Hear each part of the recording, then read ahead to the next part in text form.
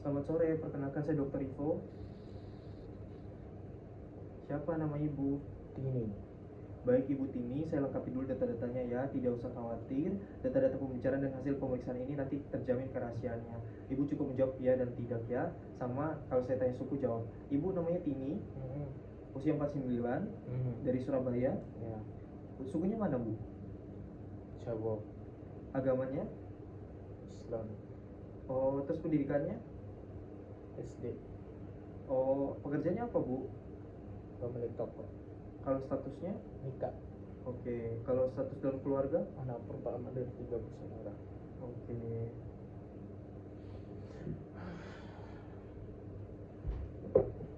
Saat ini Ibu Tini dengan siapa? Suami. Sekarang pagi, siang, sore, malam, atau jam berapa? 4 subuh. Saat ini Ibu Tini berada di mana? Tidak tahu. Ada yang bisa dibantu Bu Tini? Saya sedang emosi. Siapa yang membuat Ibu emosi? Tidak tahu.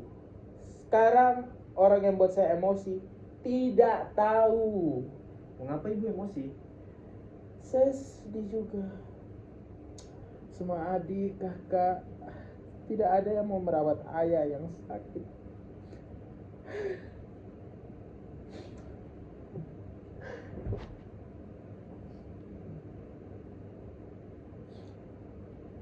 Tolong doakan saya, Dok. Saya mau beli mobil baru. Iya, baik Ibu. Sekarang apa yang Ibu pikirkan? Semua orang jahat ke saya. Saya sudah melakukan semua buat orang lain. Saya tidak pernah melakukan perbuatan jahat ke orang lain. Semua orang sepertinya benci saya. Tidak ada yang suka ke diri saya. Semua orang tidak ada lagi yang peduli kepada saya. Dan ayah saya yang sakit. Semua orang jahat.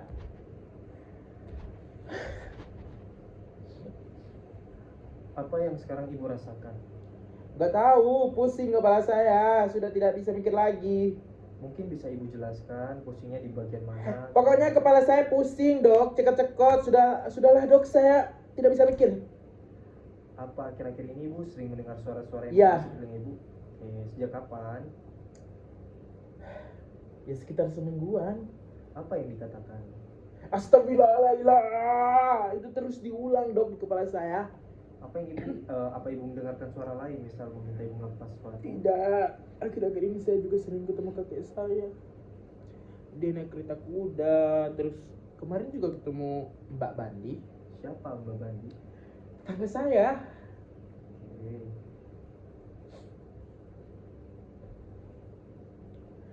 Bu, saya lapar. Sudah dulu ya, saya mau makan. Baik Bu, silakan.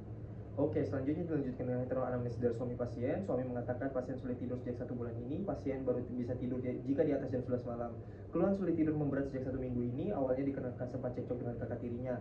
Seminggu kemarin pasien menasihati keponakannya yang nakal, tetapi ibunya atau kakak tiri pasien tersebut malah memarahi balik dan mengatakan bahwa pasien tidak berhak dan tidak pantas untuk menasihati orang karena pasien memiliki gangguan jiwa.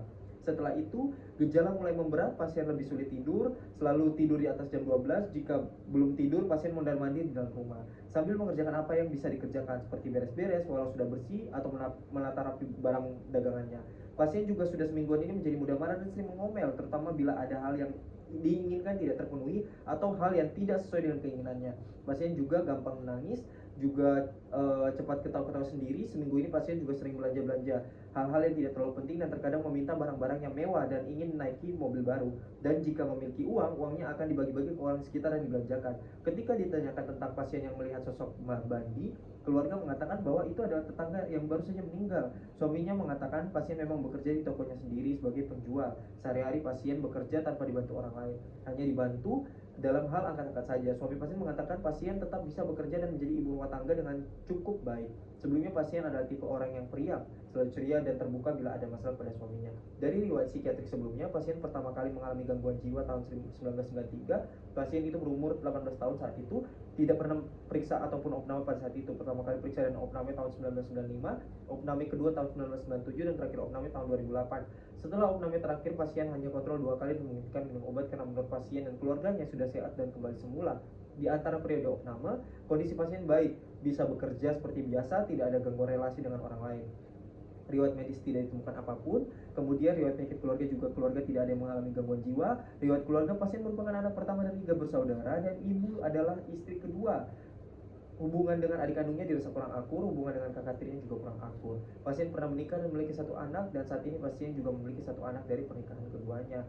Riwayat kelahiran, lahir dibantu oleh bidan dan lahir di rumah spontan tanpa ada kelainan yang berarti. Untuk riwayat tumbuh kembang, pasien tumbuh layaknya orang pada umumnya. Untuk riwayat pendidikan, pasien tidak lulus SMP karena lupa kenapa putus sekolah. Riwayat pekerjaan, pasien bekerja sehari-hari menjadi penjual di tokonya. Riwayat sosial, pasien memiliki banyak teman dan pasien sangat aktif berinteraksi dengan tetangga sekitarnya. Riwayat nafsa tidak didapatkan. Riwayat agama, agama Islam dan rajin beribadah. Dari pemeriksaan fisik, status internistik, TTV tinggi, hipertensi, pasien juga nadinya tinggi 109, suhunya normal 36,8, RNA-nya normal, SpO2-nya normal, hasilnya didapatkan leukositosis dengan leukosit 13.220, lain-lainnya dalam batas normal. Untuk status neurologi sendiri GCS 456, kaku kuduk tidak ada, status psikiatri, kesan umum pasien perempuan dewasa, kesan perawatan kurang, tampak gelisah, kooperatif. Kesadaran cuman CM berubah. Kontak positif verbal irrelevan, kurang lancar, orientasi waktu dengan orang baik namun disorientasi tempat, MA labil, kemudian PB non realistik, inkoheren, preokupasi terhadap keluarganya, persepsi halusinasi auditori, halusinasi visual, kemauannya menurun, psikomotornya meningkat.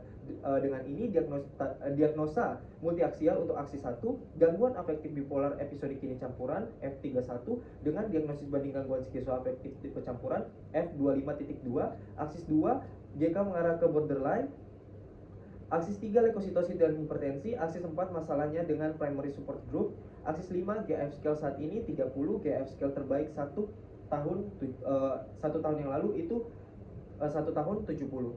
Dengan demikian berakhir sudah anamnesis psikiatrik dengan gejala psikotik.